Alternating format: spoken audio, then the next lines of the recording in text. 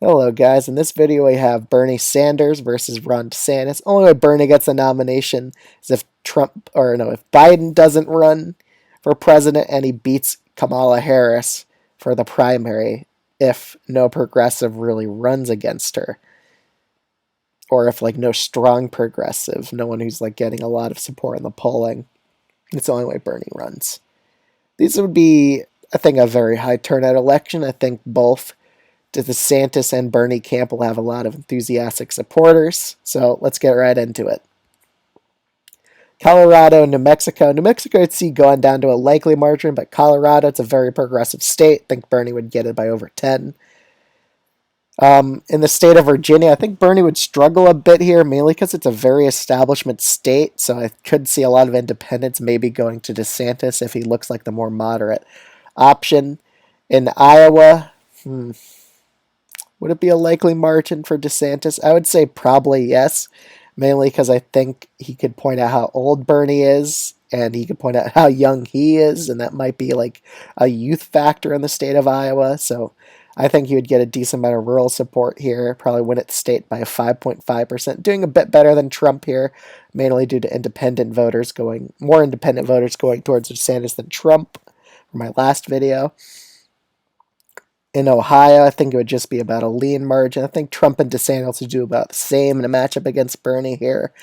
Mainly, Bernie does so well in Ohio, mainly due to populist voters probably going towards him.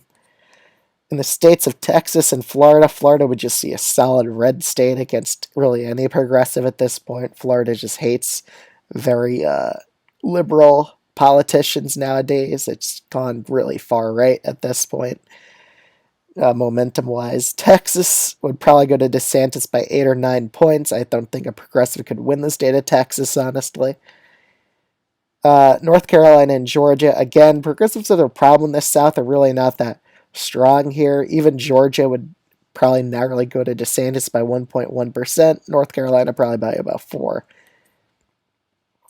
In New England, I think Bernie will be able to win both these states, but I could see Maine second narrowly going to DeSantis by a tilt margin, a flip from last video where I had it going for Bernie against Trump.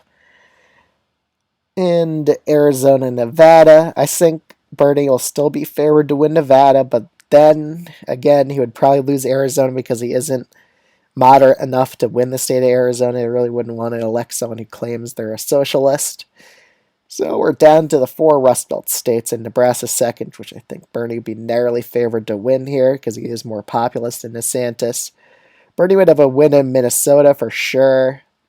Pennsylvania, I think he would also narrowly win. Same with Michigan. And the election comes down to the state of Wisconsin, and honestly, I think Bernie could get a narrow win here just because he's more populist than DeSantis. However, DeSantis becomes a lot more populist, he could totally win the state against Bernie, but I think Bernie would still be slightly favored.